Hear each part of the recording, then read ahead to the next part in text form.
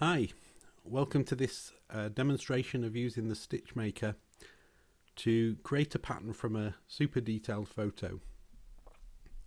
Here's the example image that we're going to work on. I've chosen this for two reasons. First of all, it's a massive photo. It's a 50 megapixel camera, which is top of the range. Amazing level of detail. So if we zoom in, you'll see how sharp, if this shows up on through YouTube, just how detailed the image is.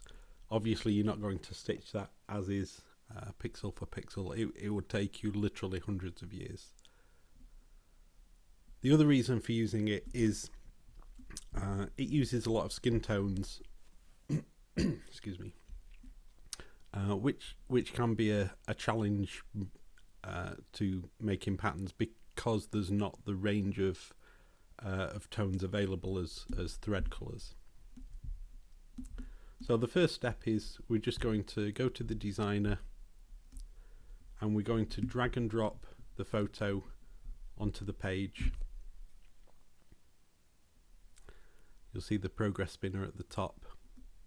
So it loads, processes the image and produces our picture. Now it's okay.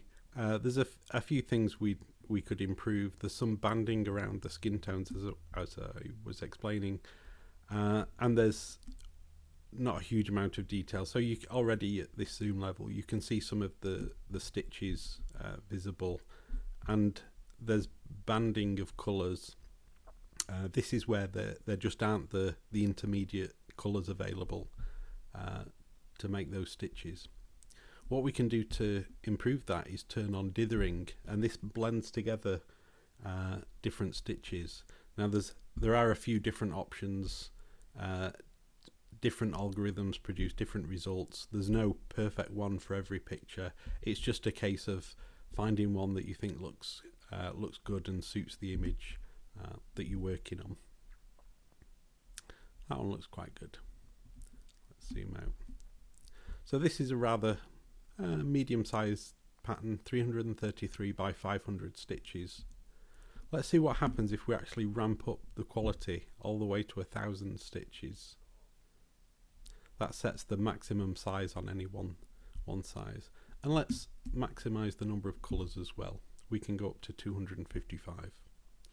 The limitation here isn't so much whether you could use those colors in a pattern.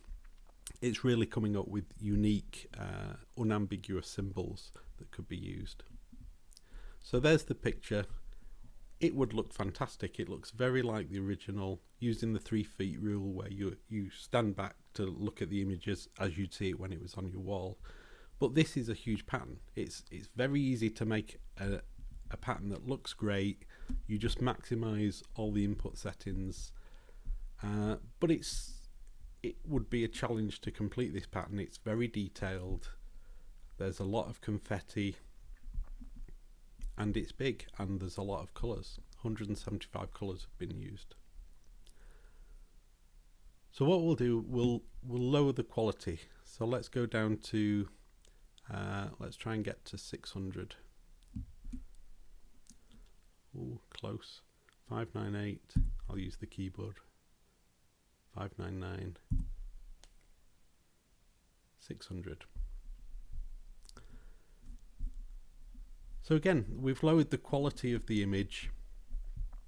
It's much simpler to stitch. If you zoom in, you'll see there's far fewer pixels making up the details. But again, when it's on your wall and you're looking at it from any distance, it will still look fantastic. But it's more doable. It's 400 by 600 stitches. The number of colours has gone down as well. This often happens as you adjust the size. Which pixel of which colour goes into the final pattern may change. And we can adjust that down as well. We could decide maybe we want to try 110 colours, see whether that changes things. Didn't really change things substantially. One trick we can do is now keep bumping up or down the colours until we decide we're happy with it, and you don't see any more noticeable changes.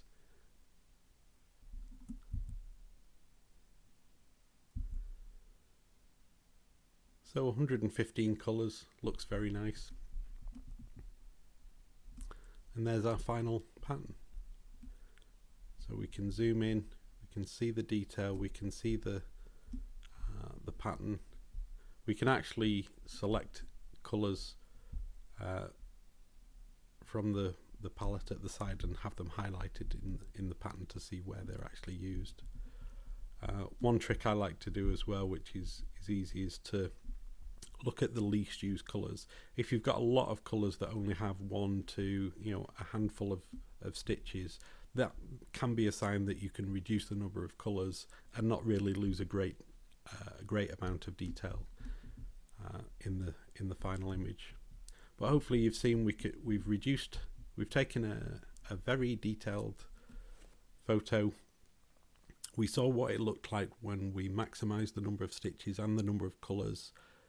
It's very easy to do. It's very easy to create a pattern that looks fantastic, but you've got to really be honest and decide, am I going to complete that?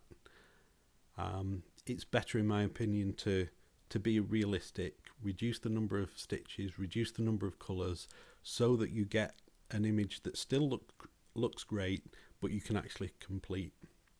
And hopefully I've demonstrated that it doesn't take a huge amount of work to do. We've done this in minutes.